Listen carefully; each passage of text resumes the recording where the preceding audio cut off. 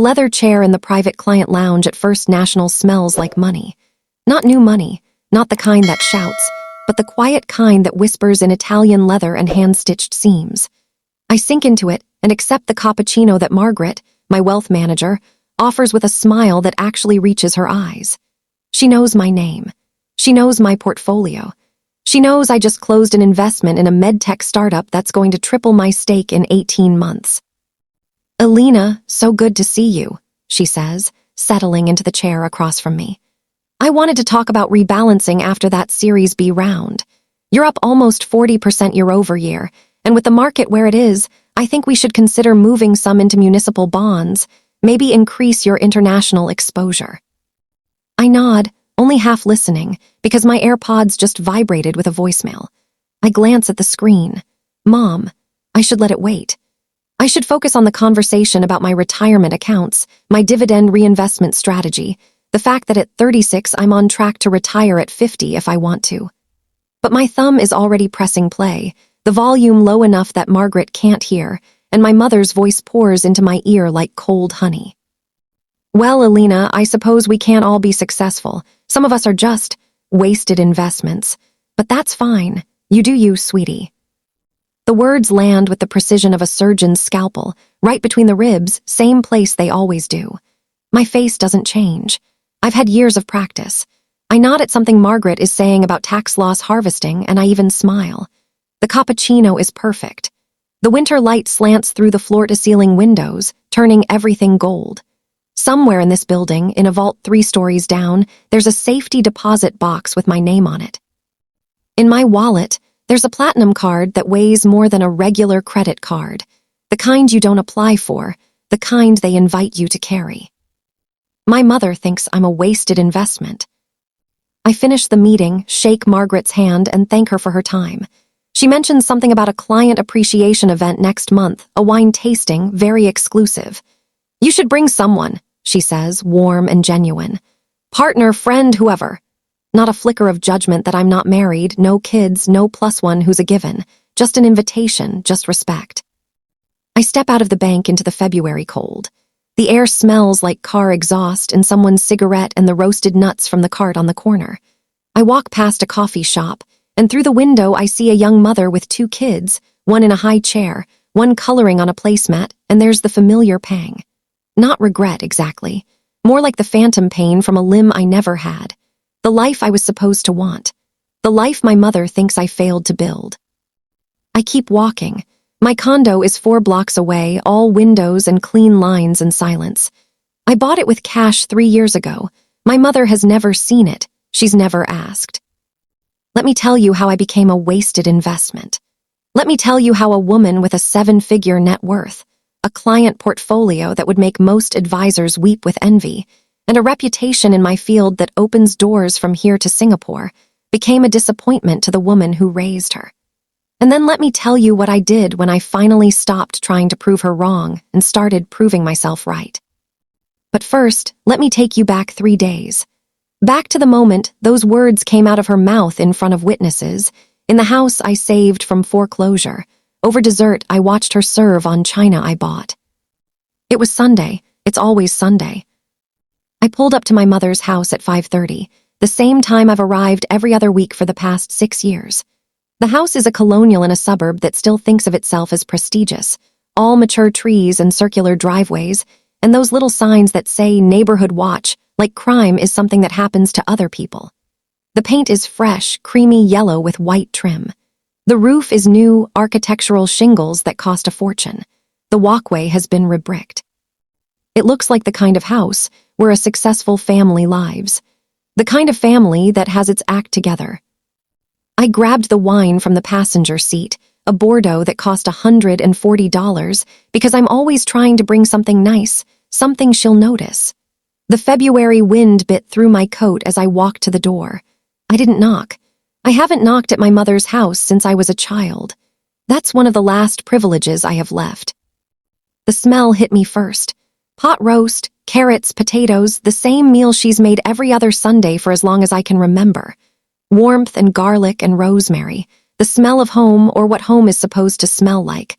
My mother was in the kitchen, wearing an apron, her hair done, lipstick on even though it's just family. She glanced up when I came in. "Oh, Alina, you're here. Hang your coat in the closet, not on the chair, please." Not hello, not a hug, instructions. Ethan was already in the living room, my older brother, sprawled on the sectional like he owned it. Maybe he thought he did. His wife Jenna sat beside him, scrolling her phone, and their 2 kids were on the floor with iPads, volume too loud, but no one told them to turn it down. Ethan looked up and gave me a nod. "Hey, sis, just in time. Mom's about to put dinner out." I held up the wine. "Brought this." Jenna's eyes flicked to the label and away, unimpressed or maybe just uninterested. Ethan didn't even look. I took it to the kitchen and set it on the counter. My mother was transferring the roast to a platter, moving with the brisk efficiency of someone who's done this 1,000 times. "That's nice, dear. You can open it if you like." "Not thank you. Not oh, how thoughtful. Just permission to open my own gift." Dinner was the same as it always was. We sat at the table, the kids were allowed to take their plates to the den, and my mother held court. She asked Ethan about work. He leaned back, grinning, and launched into some story about a huge new client, a tech CEO who was moving his whole portfolio over, 7 figures, a really big deal. My mother beamed. She actually glowed. "Oh, Ethan, that's wonderful. You've worked so hard. I'm just so proud." Jenna chimed in, something about how they were thinking of upgrading their car, maybe a Tesla, now that things were going so well. My mother nodded approvingly. "You deserve it. You two work so hard, and with the kids, you need something reliable." I ate my pot roast. It was good. It's always good. I said so. My mother said thank you, distracted, and turned back to Ethan. "And how's Madison doing in school? Is she still getting all A's?" The conversation flowed around me like I was a stone in a river. I tried a few times to contribute.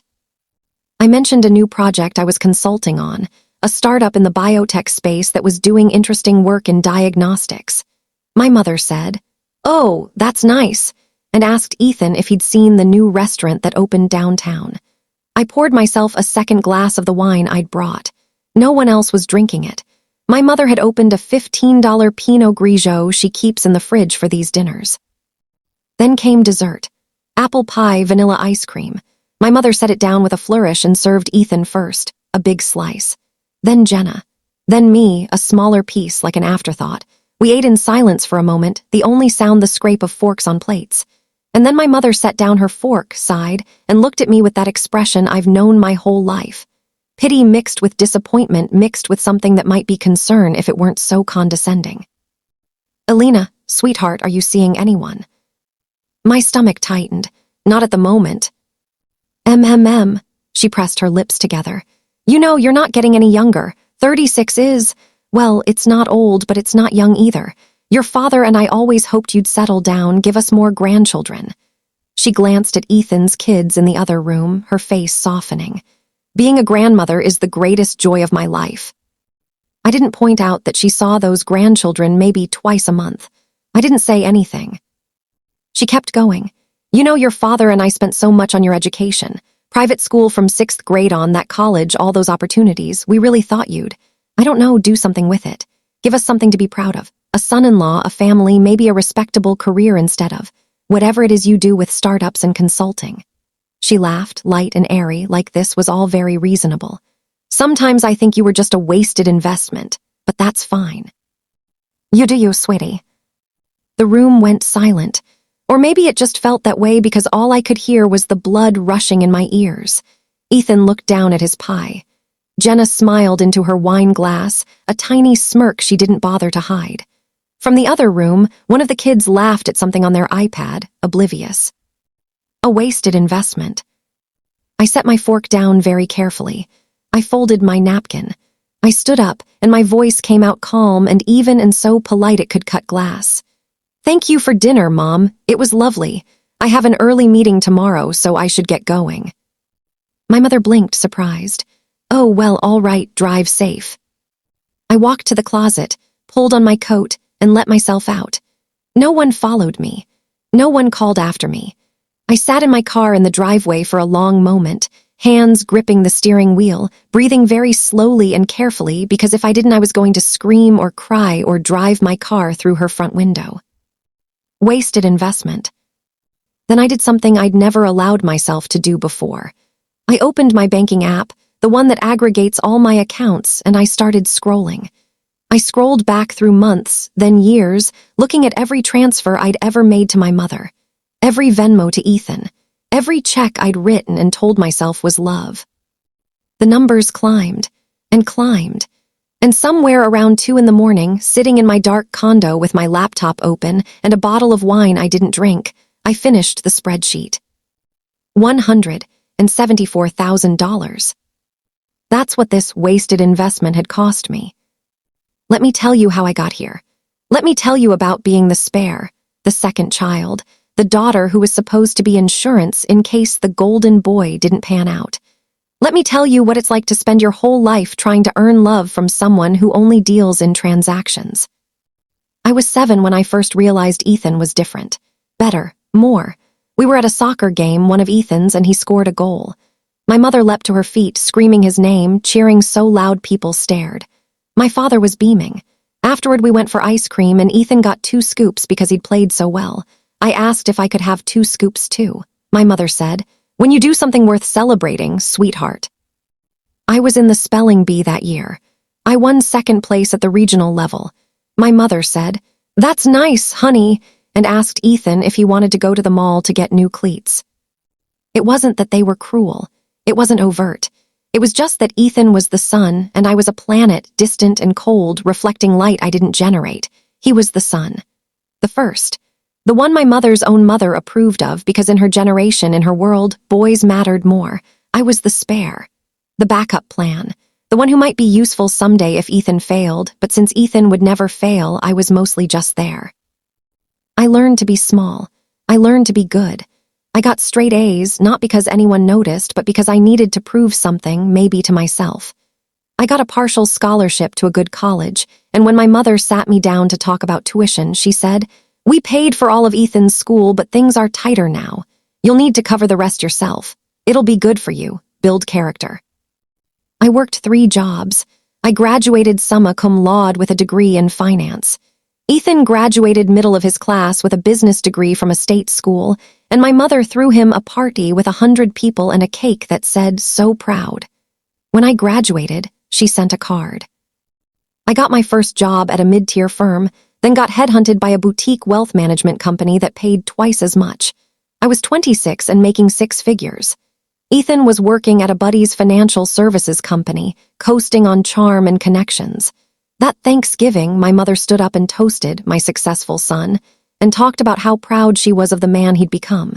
She didn't mention me. I was sitting right there. That was the moment I realized it. I would never be enough. It didn't matter what I did, how much I earned, how hard I worked. I wasn't Ethan. I wasn't the golden child. And my mother didn't love me less because I'd failed. She loved me less because I'd never had a chance. But I kept trying. God help me, I kept trying. When I was 28, my mother called me at work. I was in the middle of a presentation and I let it go to voicemail. She called again and again. On the 4th call, I excused myself and answered in the hallway, heart pounding because surely something was wrong. Someone was hurt. There was an emergency. "Elena, thank God, I need your help." "What happened? Are you okay?" "The property taxes came in. They reassessed the whole neighborhood, and it's gone up almost $12,000. I don't have it. Your father's pension doesn't cover this, and I've already dipped into savings for the roof repair last year. I don't know what to do." I should have asked questions. I should have asked why she didn't have savings, why she hadn't budgeted for this, why she was calling me and not Ethan, the successful financial advisor. But I was 28 and still desperate to be needed, to be valued, to hear her say thank you in a way that meant I mattered. "How much do you need?" $18,000 to be safe. "I know it's a lot, but I'll pay you back, sweetheart, I promise." I wired the money that afternoon. It took me 15 minutes. $18,000, a number that had taken me months to save, gone with a few clicks. My mother called when it arrived. "Oh, you're a lifesaver. Thank you, honey. I'll pay you back as soon as I can." She never did. And 3 months later, when I went to Sunday dinner, she mentioned in passing that she'd managed to scrape together the property tax payment, like it had been her resourcefulness, her sacrifice. Ethan said something about how she was so good with money, and she smiled and said, "Well, you do what you have to do." I said nothing. I told myself it didn't matter. Family helped family, that's what you did. That was year 3. Year 4, Ethan's eldest started private school.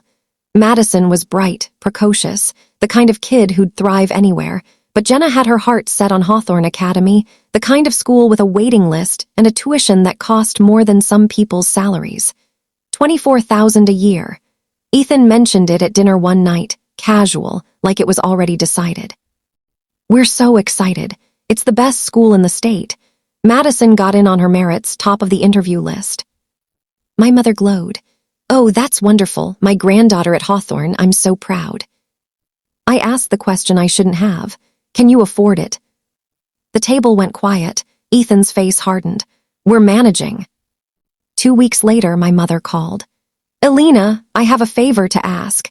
Ethan's stretched a little thin with the new house and the school tuition.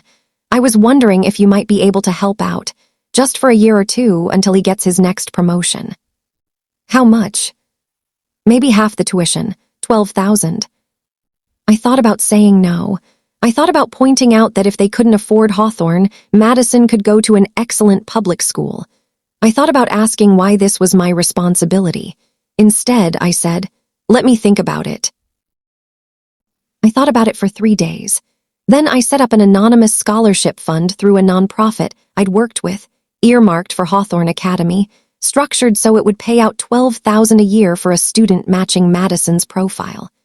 I buried my name so deep in the paperwork that no one would ever find it. The school called Jenna a month later to tell her Madison had been awarded a merit scholarship. Jenna posted about it on Facebook, 37 paragraphs about how hard work pays off and how blessed they were. My mother called me that Sunday. "Did you hear? Madison got a scholarship. Isn't that wonderful? I told Jenna to apply for everything. Persistence pays off." I said congratulations and felt nothing.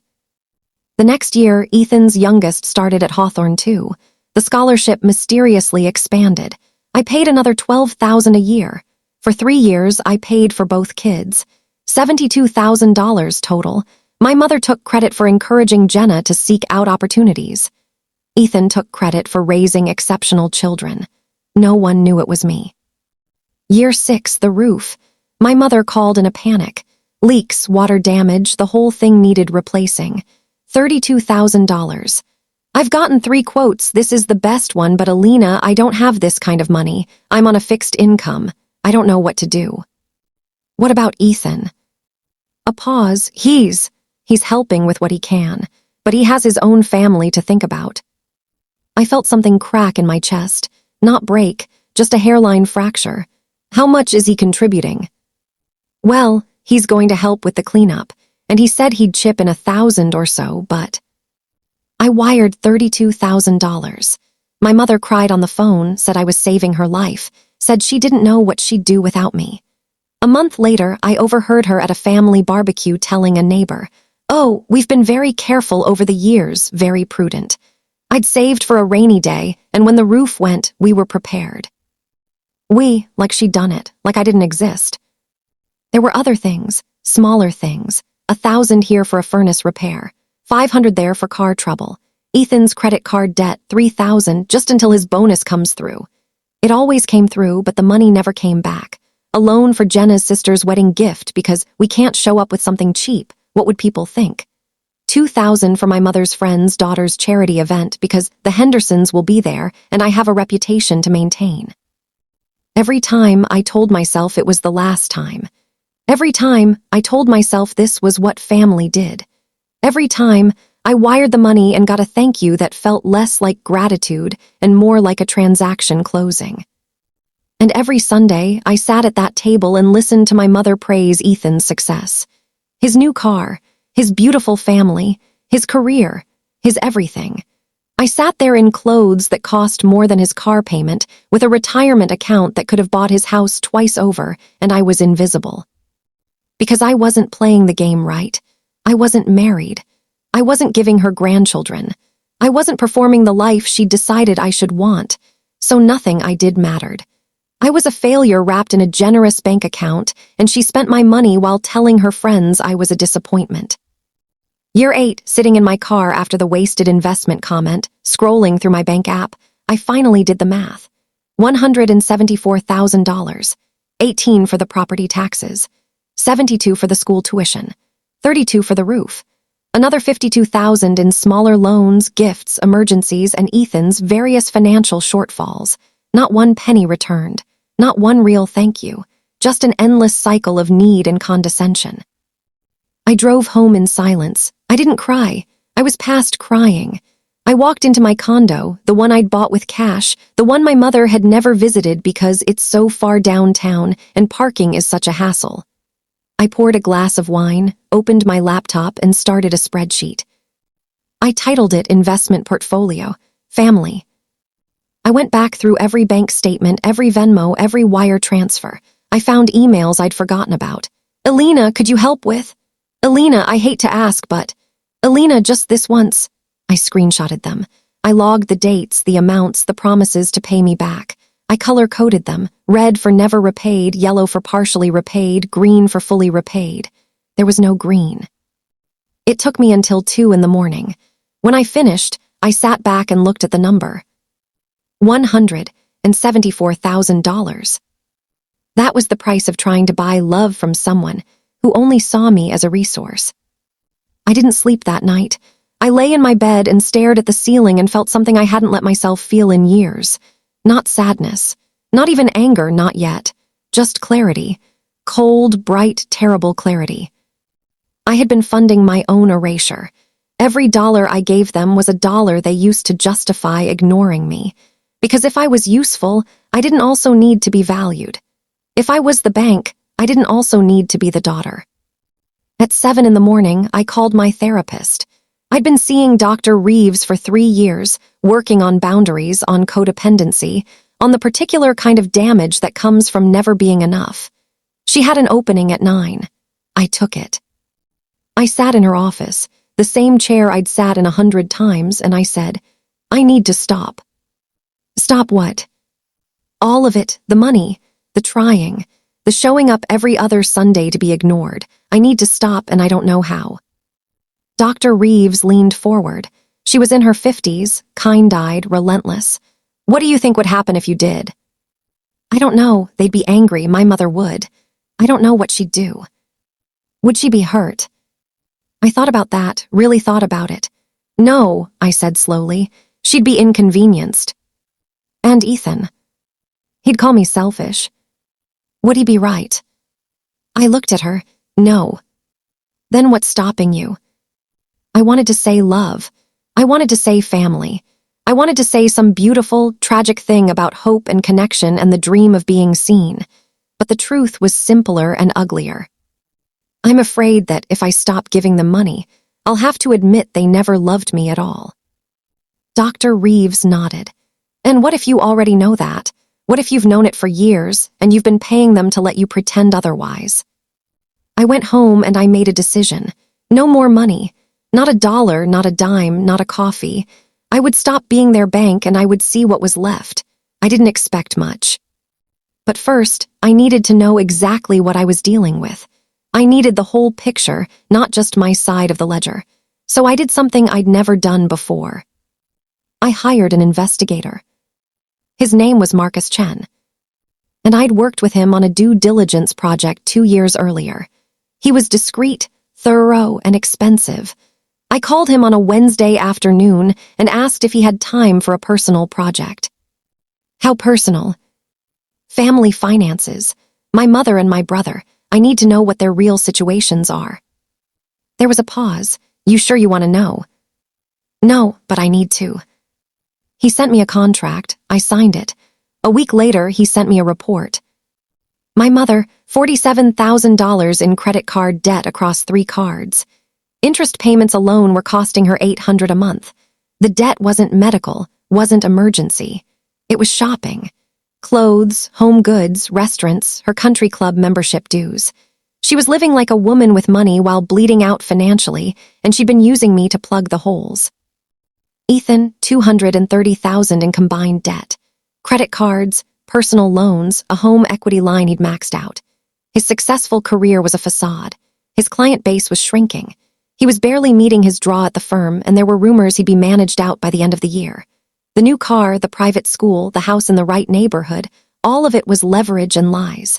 And he'd been borrowing from my mother, who'd been borrowing from me, a financial human centipede of dysfunction. The scholarship fund I'd set up for the kids, Jenna thought it was merit-based. Ethan thought my mother had pulled strings with the school. My mother thought Jenna had applied for it. No one knew it was me. I'd made myself invisible even in my own generosity. Marcus had included a note at the end of the report. For what it's worth, your brother's firm is going to let him go in the next 6 months. Soft landing, mutual parting, but he's out. He's going to need money, a lot of it. Thought you should know. I sat with that for a long time. Ethan was going to crash, and when he did, they'd come to me. Not because they loved me, because I was the only one left with any money. I called my estate attorney the next day. Her name was Margaret Sato, 58, sharp as a knife, with a corner office and a reputation for protecting her clients like a lioness. I'd worked with her when I set up my first trust. I told her I needed to see her as soon as possible. Family matter. How did you know? It's always family. I brought the spreadsheet, the investigator's report, and 8 years of emails. I laid it all out on her conference table. She read through it in silence, her face growing tighter with each page. When she finished, she looked at me. You've been an unpaid bank for almost a decade. Yes. And they've never paid you back. No. Do you want them to? I thought about that. I don't think they can. That's not what I asked. I shook my head. No, I want them to stop. I want to protect myself. I want to make sure that when I say no, it sticks, and they can't come after me legally or financially or emotionally. Margaret nodded. All right, let's build you a fortress. Over the next 2 weeks, we did exactly that. We drafted a formal letter to my mother and Ethan, itemizing every loan, every transfer, every dollar I'd given them. We offered a structured repayment plan, 36 months, low interest, extraordinarily generous terms. Margaret said, "They won't accept this." I know. So why offer it? Because when they refuse, I have documentation that I tried to resolve this reasonably. And when they come at me with guilt or family obligations or how could yous, I have proof that I gave them a chance. She smiled. You're going to be fine. We set up a revocable trust for my assets, ironclad, structured so that if anything happened to me, everything went to charity. Not a penny to my mother, not a penny to Ethan. I named a corporate trustee, removed my mother as my emergency contact, removed her from every account where she'd been listed as a secondary. I closed the joint credit card I'd forgotten about, the one where she was an authorized user. When the statement came, she'd racked up $3,200 in a single month. Nordstrom, Pottery Barn, her country club bar tab. I moved my assets into accounts at a different bank, one she didn't know about. I changed my mailing address to a P.O. box. I updated my will, my power of attorney, my healthcare directive. I built a legal wall between me and my family, brick by brick, document by document. Margaret handed me the final folder, everything organized, color-tabbed, airtight. This is as protected as you can be. Now the hard part. What's that? Saying no, and meaning it. I took the folder home and I put it in my safe, and then I waited, because I knew what Marcus knew, what the investigator's report had told me. Ethan was failing. My mother was drowning, and any day now they were going to reach for me like they always did. This time, I wasn't going to be there. This time, I was going to let them sink. 3 weeks passed. I went to work, managed my clients' portfolios, closed another investment round. I went to the gym. I had dinner with friends.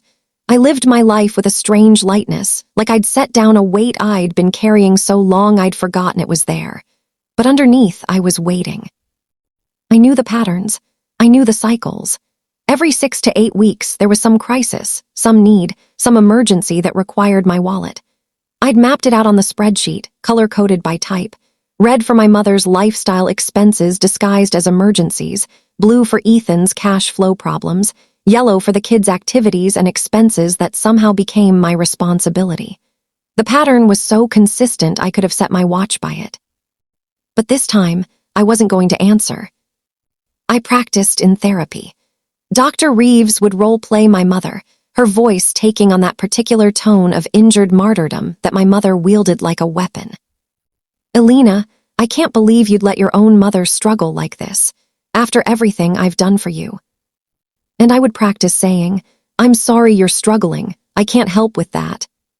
"You can't or you won't." Both. It felt like learning a new language. No, spoken clearly, without justification or apology. No, as a complete sentence. No, without the frantic need to explain or defend or soften it into something more palatable. Dr. Reeves pushed me. What if she cries? Then she cries.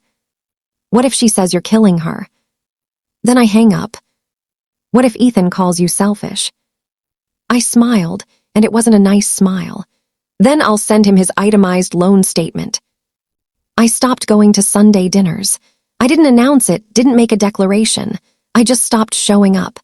The first week, my mother called at 5:15, right when I would have been walking in the door. "Elena, are you coming?" "No, I have plans." "What plans?" "Just plans. Enjoy dinner." I hung up before she could respond. My hands were shaking. I sat on my couch in my silent condo and felt like I was falling and flying at the same time. The second week she didn't call. The third week Ethan texted, "Mom's asking about you. Everything okay?" I typed and deleted 4 responses. Finally, I just sent, "All good, busy with work." He didn't reply. I started building a new life in the spaces where my family used to be. I said yes to the wine tasting my wealth manager had invited me to. I went to a pottery class I'd seen advertised, the kind of impractical, frivolous thing my mother had always dismissed. I signed up for a hiking group. I went on a date with a professor I'd met at a fundraiser, a kind man with warm eyes who asked me questions and actually listened to the answers. I posted on Instagram carefully, strategically, photos of my life, the pottery class, my hands covered in clay, the hike, mountain views, my face flushed and happy, dinner with friends, wine and laughter. My mother followed me. I knew she was watching. I wanted her to see that I was fine, better than fine. I was thriving. And then, like clockwork, came the first test. My mother's birthday, 65th, a milestone. In previous years, I'd thrown her a party, rented a room at the nice restaurant by the lake, invited 30 of her friends, picked up the whole bill. Last year's party had cost me $4,000. She'd posted about it for weeks, tagged me in exactly 1 photo, mentioned me in exactly 0 captions. This year, 2 weeks before her birthday, she called. "Elena, sweetheart, I wanted to talk about my birthday." "What about it?" "Well, I was thinking, since it's a big one, maybe we could do something special. The Frontenac has a beautiful private dining room. I've already talked to a few friends, and everyone's excited." The Frontenac, the most expensive restaurant in a 50-mile radius. The private dining room that seated 20 and had a $5,000 minimum. "That sounds lovely," I said. "Oh, good. So you'll handle the reservation and the deposit?" "No." Silence, long enough that I checked to see if the call had dropped. "I'm sorry." I said no. I'm not planning a party this year. "But it's my 65th birthday." "I know. Happy early birthday." "Elena," her voice went sharp, "I don't think you understand. I've already told people. Diane Henderson, Carol Matthews, they're expecting something nice." "Then I'm sure they'll enjoy whatever you plan." "What I plan? Elena, I'm on a fixed income. I can't afford the Frontenac." "Then pick somewhere else." "This is ridiculous. After everything I've done for you, you can't even give your mother a birthday party." I thought about the $18,000 for property taxes, the $32,000 for the roof, the endless, invisible support that she'd taken credit for or pretended didn't exist. No, I said, I can't. Fine, her voice was ice. Fine, I'll figure it out myself like I always do. She hung up. I set the phone down and realized I was smiling. A week later, a card arrived in the mail. Her birthday. I'd bought it weeks earlier during the transition when I was still figuring out what my boundaries looked like. A nice card, nothing fancy. And a $50 gift certificate to Olive Garden, the kind of chain restaurant she'd always looked down on, the kind of place she'd never go with her country club friends. I mailed it on her birthday. She called that evening.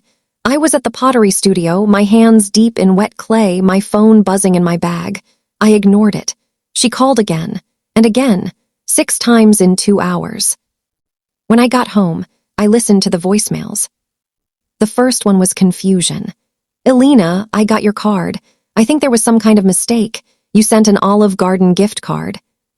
The second was irritation. Elena, call me back. I don't know what kind of joke this is, but it's not funny. The third was anger. After everything I've done for you, this is what I get. $50 to a chain restaurant. This is insulting.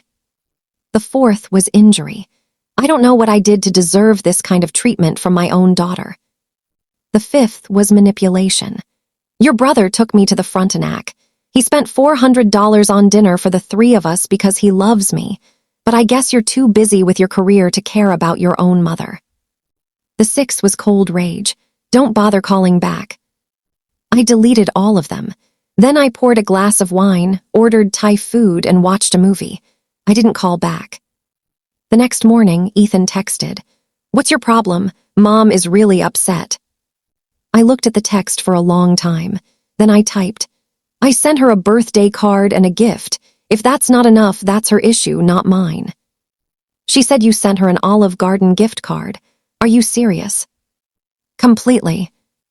Do you have any idea how much I spent on her birthday dinner? I did, $400. He'd put it on a credit card he couldn't afford to pay off, for a mother who'd never once thanked me for the tens of thousands I'd given her.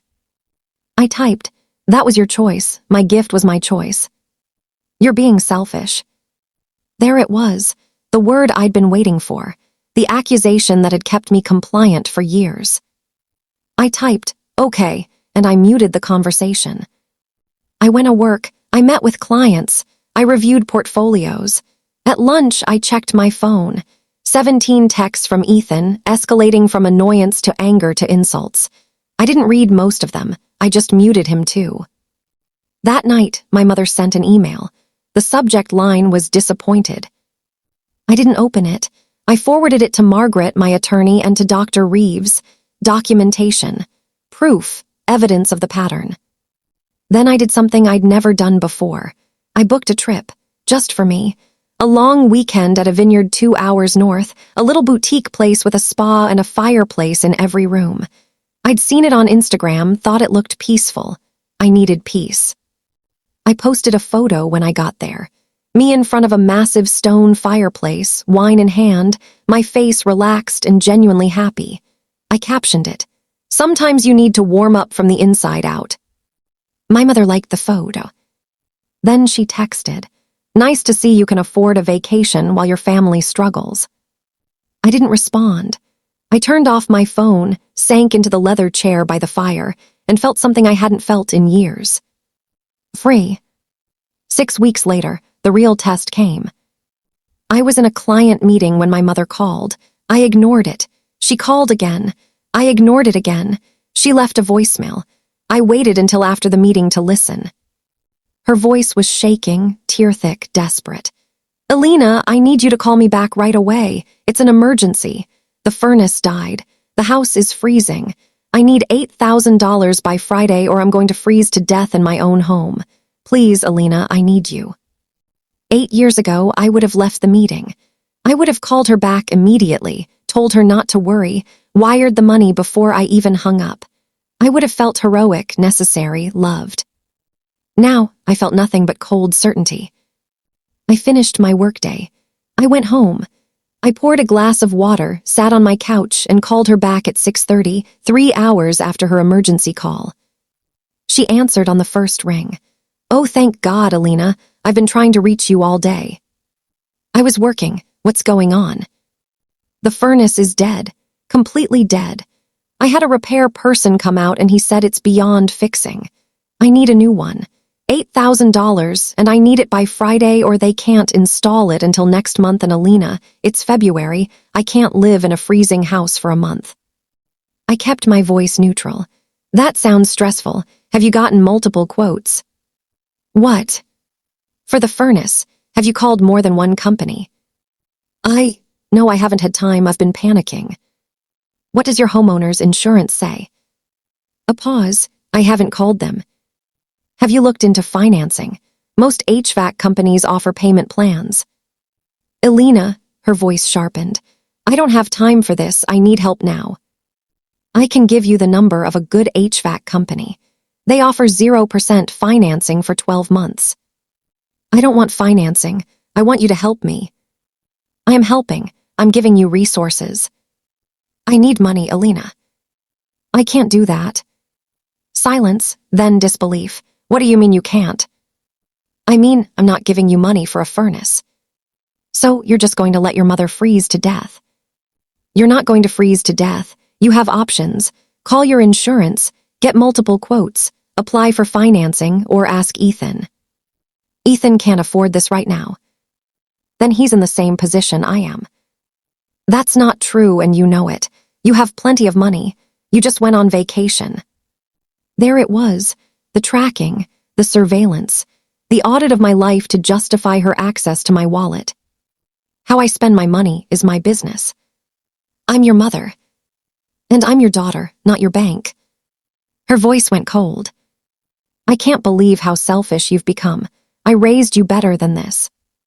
I felt the old guilt rise up, the instinct to apologize, to fix it, to make her happy. I pushed it down. I'm sorry you feel that way. I need to go. If you hang up on me right now, don't bother calling back. Okay. I hung up. My hands were shaking. My heart was pounding. I felt sick and exhilarated and terrified all at once. Within 20 minutes, my phone exploded. Ethan, Mom just called me crying. What the hell is wrong with you? Jenna, I always knew you were selfish, but this is a new low. My mother, via email, subject line, final attempt. I have never been so hurt in my entire life. I don't know what happened to the daughter I raised, but this cruel person you've become is not someone I recognize. If you can't help family in a time of need, then I don't know what we are to each other anymore. I forwarded everything to Margaret and Dr. Reeves. Then I opened a bottle of wine, except I didn't drink it. Instead, I sat at my kitchen table and I wrote out exactly what I was feeling. Guilt, terror, relief, anger, grief. And underneath it all, growing stronger every second, certainty. They didn't want a daughter, they wanted a donor, and I was done donating. That weekend, I turned off my phone and drove back to the vineyard. I sat by the fireplace with a book and a glass of wine, and I didn't think about my mother's furnace or Ethan's mortgage or any of it. On Sunday evening, I turned my phone back on. 43 messages. I didn't read them. Instead, I posted a photo on Instagram. Me by the same fireplace, different sweater, same peaceful expression. Caption. Second verse, same as the first. Sometimes the best thing you can do is keep yourself warm. My mother didn't like that one. But 300 other people did. On Monday morning, I got a call from Marcus, the investigator. Thought you should know. Your brother was let go on Friday. They're calling it a mutual separation, but he's out. No severance beyond 2 months. He's about to hit a liquidity crisis. How bad? 3 months until he can't make his mortgage. 6 until he's in real trouble. And your mother's furnace really did die, but the quote she got was inflated. I checked. She could get it done for $4,000 if she shopped around. She's panicking and inflating the crisis. Of course she is. You know they're going to come at you hard, right? I know. You ready? I thought about the spreadsheet, the legal documents, the boundaries I'd built, the word no I'd finally learned to say. Yes, I said, I'm ready. The call came on a Thursday evening, 2 months after the furnace incident. Not from my mother this time, from Ethan. "We need to talk, family meeting. Sunday at Mom's house, 2 o'clock, be there." Not a request, a summons. I could have said no, I could have ignored it entirely, but I knew what this was. Marcus had warned me. Ethan had been let go 6 weeks ago. He'd burned through his severance. His mortgage was underwater. My mother had limped through winter with a budget furnace install she'd financed at 18% interest because she'd refused to shop around. They were drowning, and I was the last lifeboat. I called Margaret. "It's happening." "You have the folder." "Yes." "Are you taking it?" "Every page." "Good. Remember, you don't owe them an explanation. You don't owe them anything. But if you're going to do this, do it clean." I called Dr. Reeves. "I'm going into the lion's den." "Are you going to survive it?" "Yes." "Are you going for them or for you?" I thought about that. For me, I need to say it out loud. I need them to hear it, not because it'll change anything, but because I need to stop being invisible. "Then go, and when it's done, call me." Sunday arrived cold and gray. I dressed carefully. Black pants, silk blouse, cashmere cardigan, the same outfit I wore to client meetings, armor that looked soft. I pulled my hair back, put on lipstick, looked at myself in the mirror and barely recognized the woman looking back. She looked calm, strong, untouchable. I picked up the folder from my dining table. Everything was inside: the spreadsheet, the loan statements, the emails, the repayment offer they'd never responded to, the documentation of every dollar, every promise, every lie. I drove to my mother's house in silence. No music, no podcasts, just the sound of my own breathing and the hum of the road. I pulled into the driveway at exactly 2 o'clock. Ethan's car was already there, Jenna's SUV. The house looked the same as it always did. Yellow paint, new roof, perfect landscaping. A house that looked like success, built on my money and their delusions. I didn't knock. I walked in, folder under my arm, and found them waiting in the living room.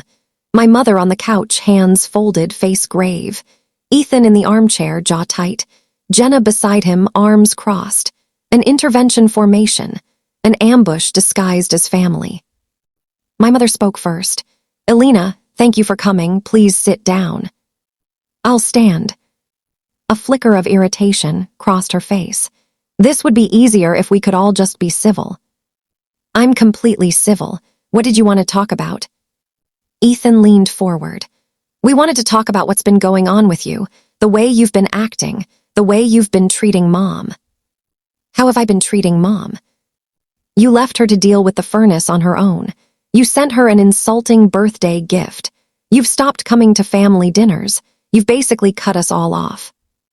I looked at him, really looked at him. The golden child, the success story, the one my mother had bet everything on. He looked exhausted, older than 39. There were lines around his eyes, tension in his shoulders. He looked like a man who was losing. "Is that what this is about? You're upset that I stopped coming to dinner?" My mother's voice went soft, injured. "We're worried about you, sweetheart. You've changed. You've become so distant, so cold. We just want to understand what happened." "What happened," I said slowly, "is that I stopped setting myself on fire to keep you warm." Silence. Ethan recovered first. "That's dramatic." "Is it?" My mother tried again. "Elena, we're family. Family helps each other. And right now, your brother is going through a difficult time.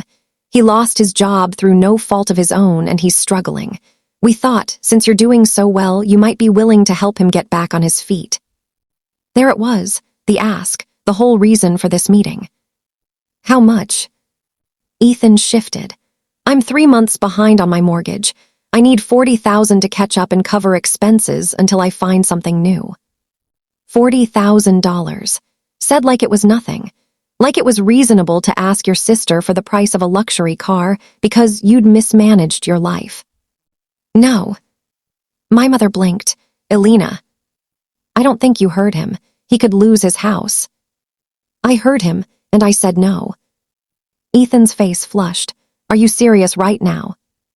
"Completely." "I'm your brother." "I know." And you're just going to let me lose everything. I set the folder on the coffee table. Let me ask you something, Ethan. How much do you think I'm worth? He frowned. What? Take a guess. How much money do you think I have? I don't know. You do okay. Probably a couple 100,000 saved. I looked at my mother. What about you, Mom? What do you think? She looked uncomfortable. I've never thought about it. You have a good job. You seem comfortable. I have a net worth of $2.3 million. Liquid assets, not counting retirement accounts or equity. The room went completely still. Jenna's mouth fell open. Ethan looked like I'd slapped him. My mother's face went pale. That's not possible, Ethan said. It's very possible. I'm good at what I do. I get paid well. I invest intelligently. I live below my means. I've been building wealth for 15 years. My mother found her voice. If you have that kind of money, then why on earth wouldn't you help your brother? Because I've already helped for 8 years, and you never knew. I opened the folder. I took out the spreadsheet, printed on crisp white paper, every line item highlighted, every total circled in red. I placed it in front of them. This is a record of every dollar I've given this family since I was 28 years old. My mother picked it up with shaking hands. Ethan leaned over to read it. I watched their faces as they went down the list. Property taxes, $18,000, that was you. That was me. The roof, $32,000. I told everyone I'd saved for it. You lied. Ethan's finger stopped on a line. Anonymous Scholarship Fund, Hawthorne Academy, $72,000 over 3 years. He looked up at me, comprehension dawning. The scholarship Madison and Tyler got, that wasn't merit-based. No, I funded it, specifically for them. You've been telling everyone your kids earned it. They didn't. I paid for it. Jenna made a small sound. My mother kept reading, her face getting whiter with each line. The credit card charges, the emergency loans, the car repair, all of it. She looked up at me. $174,000. That's what I've given you, not loaned. Given, because every time you promised to pay me back, you didn't. Every time you said it was an emergency, it was just you living beyond your means. Every time you asked for help, I said yes, because I thought that's what love looked like. Ethan tried to recover. You're our family, that's what family does. Is it? What have you done for me, Ethan? I've been there for you. When? Name one time you helped me with anything that cost you something. He opened his mouth, closed it, couldn't answer. I turned to my mother. You called me a wasted investment. Do you remember that? Her hands twisted in her lap. I was upset. I didn't mean it. Yes, you did. You meant every word. Because to you, I've always been an investment. You spent money on my education, my upbringing, and you expected a return. A son-in-law, grandchildren, a daughter who fit the mold you designed. And when I didn't deliver, you decided I was a failure. That's not true. Isn't it? When was the last time you asked me about my work, my life, anything that mattered to me? Silence. When was the last time you said you were proud of me? More silence. When was the last time you treated me like I mattered, not for what I could give you, but just for who I am? My mother's eyes filled with tears. I've always loved you. No, you've always used me. There's a difference.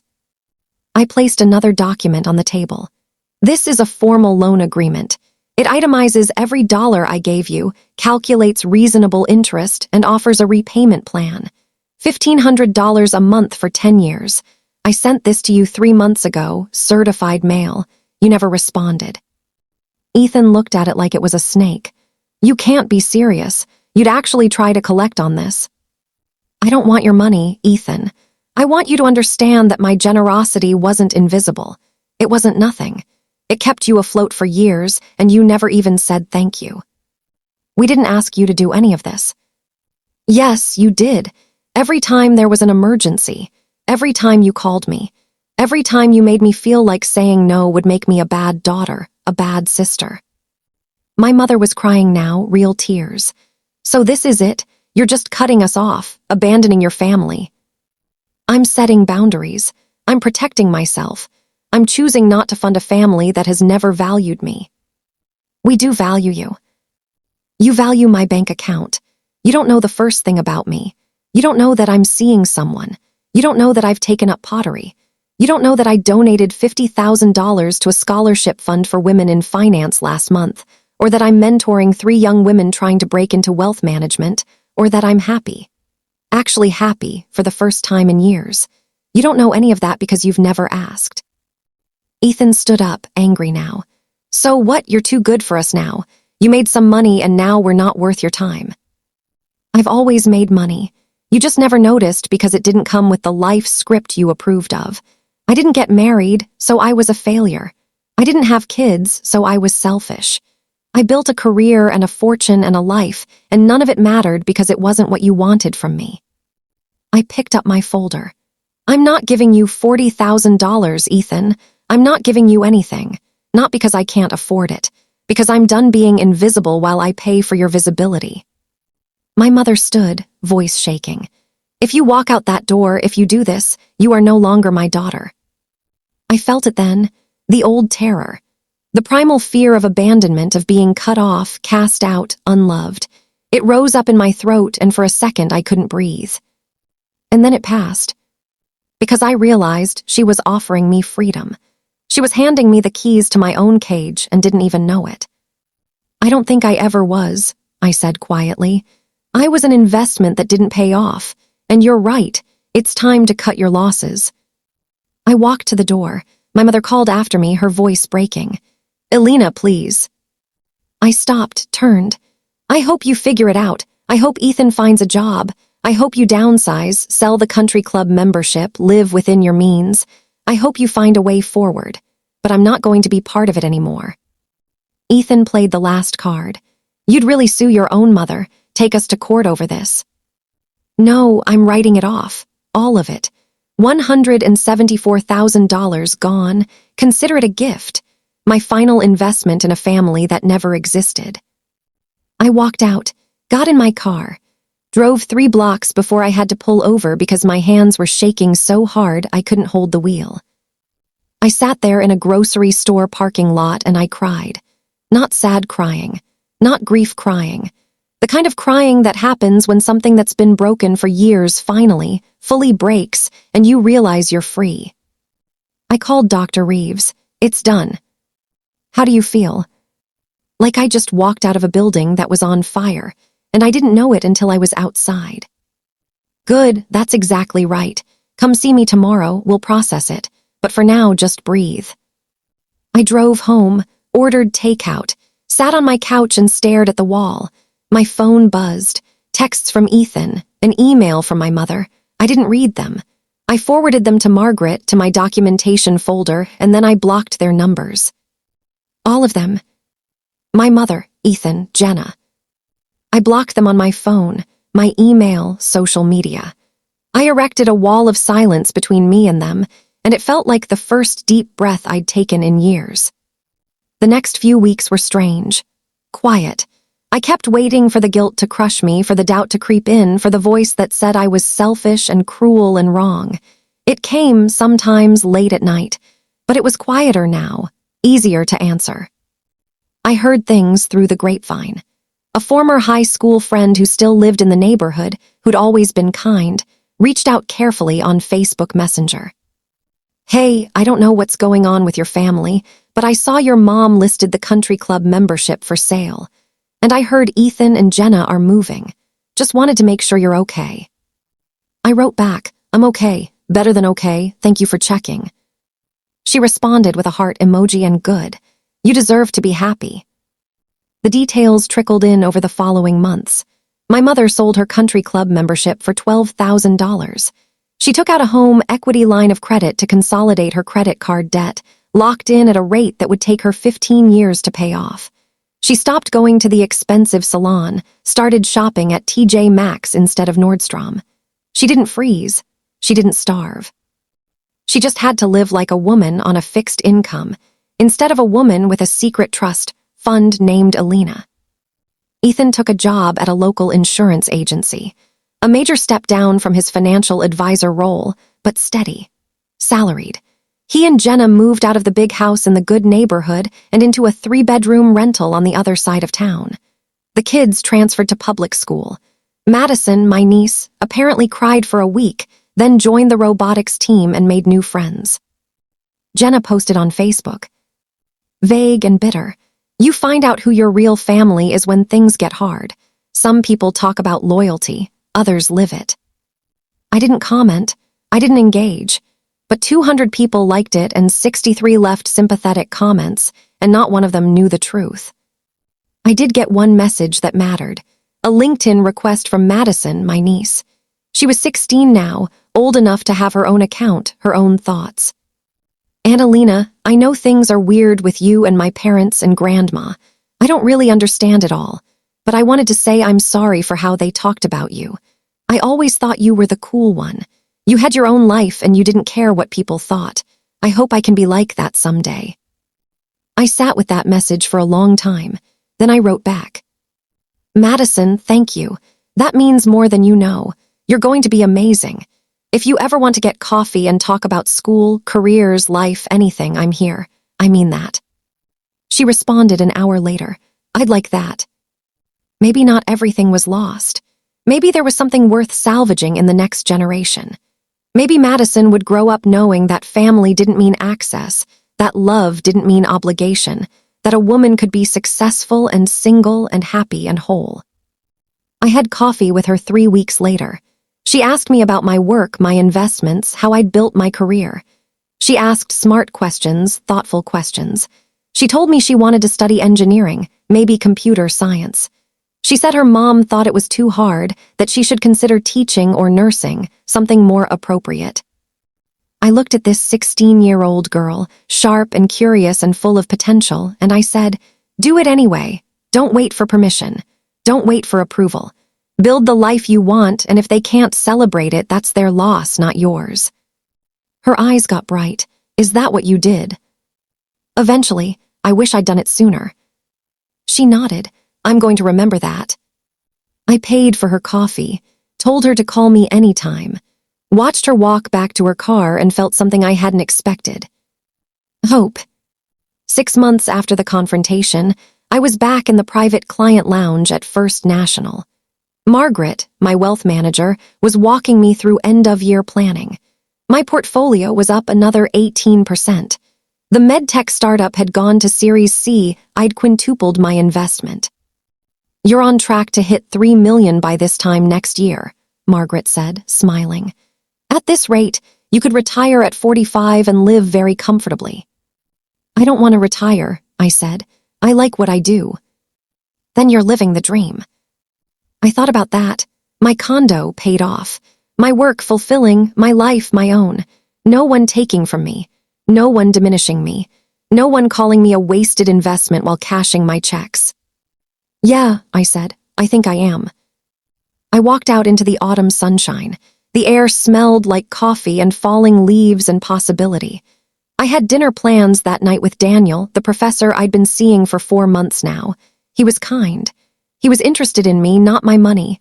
He asked questions. He listened. He made me laugh. I didn't know if it would last, but I knew it was real. I had pottery class on Wednesday, book club on Thursday, a mentorship meeting on Friday with Shanice, one of the young women I was advising as she started her own wealth management practice. I had a life, my life, built on my terms, funded by my work, celebrated by people who actually saw me. I drove home and I thought about my mother's words, wasted investment. For years, I'd let that define me. I'd internalized it, carried it, tried to disprove it by giving more, doing more, being more useful. I'd measured my worth by how much I could give and how little I needed in return. But the bank hadn't called me a wasted investment. They'd called me a preferred client. And more importantly, I'd finally learned to call myself valuable, not for what I produced, not for what I gave, just for who I was. A woman who'd built something real, who'd set boundaries, who'd walked away from people who saw her as an ATM and found people who saw her as a person. I'd spent $174,000 trying to buy love from people who were never selling it. Now I was spending my money on myself, on my future, on causes I believed in and people who deserved it and a life that felt like mine. The investment had finally paid off, just not the way my mother thought it would. I pulled into my parking garage, took the elevator up to my floor, unlocked my door, and stepped into my quiet, beautiful, peaceful home. And I realized something I'd never felt before. I was enough, exactly as I was, unmarried, childless, successful, independent, free. I was enough. And anyone who couldn't see that didn't deserve access to my life. I'm telling you this story because I know I'm not alone. I know there are women listening to this right now, maybe while you're doing laundry in Toronto, or sitting in traffic in Atlanta, or lying awake at 3 a.m. in Manchester wondering if you're the crazy one. You're not. If your family calls you selfish for having boundaries, they're the ones who benefited from your lack of them. If your mother treats you like a transaction, you're allowed to close the account. If you've been giving and giving and giving and getting nothing but criticism in return, you're allowed to stop. Here's what I learned: document everything. If money is involved, treat it like the business transaction they're treating it as. Keep records, save emails, take screenshots, because when you finally say no, they'll rewrite history and you'll need proof. No is a complete sentence. You don't owe anyone a justification for your boundaries, not your mother, not your siblings, not anyone. You can't buy love, and you shouldn't have to. If the only time someone values you is when you're useful, they don't value you. They value your utility. Read everything you sign. Know where your money is going. Protect your assets. Because the people who demand access to your resources are often the same people who'll tell you you're selfish for having any. And finally, the hardest one. Some families are only families in name. Some people will never see you, no matter how hard you try to be seen. And you're allowed to grieve that. You're allowed to mourn the family you deserved and didn't get. And then you're allowed to walk away and build something better. I'm happy now, really happy. Not the performance of happiness, not the Instagram version. The real thing, the quiet kind. The kind that comes from living in alignment with your values, from being around people who celebrate you, from finally putting yourself first. My mother hasn't spoken to me in 10 months. Ethan sends an email every few months, usually when he needs something. And I delete them unread. Jenna posts passive-aggressive things on social media, and I don't see them because I don't follow her anymore. And I'm okay, better than okay. I had coffee with Madison last week. She got into a summer engineering program at a top university. She was glowing. She said, "I told my mom I didn't need her permission. I just needed to do it." I smiled. Good. She was mad, but my dad said he was proud of me. "Are you proud of you?" She grinned. "Yeah, I really am. That's the legacy I want. Not grandchildren, not a son-in-law, not the life someone else designed for me, just the knowledge that I showed one girl that she could choose herself and survive it, that she could be enough exactly as she is." So here's what I want to know. Where are you listening from? Drop a comment. Tell me your city. And if you've ever been called selfish for finally choosing yourself, if you've ever been the family bank, if you've ever walked away from people who couldn't see your worth, I see you. I see you, and I'm telling you, you deserve a family that celebrates you, not just what you can give them. And if they can't do that, you deserve the courage to walk away. Hit subscribe if you want more stories like this. Stories about boundaries, about justice, about women who took their power back. Hit that like button if this resonated. And if you're in that place right now, that dark 3 a.m. place where you're wondering if you're the problem, let me tell you what I wish someone had told me years ago. You're not the problem. You never were. You're not the wasted investment. You're the return. And it's time to invest in yourself.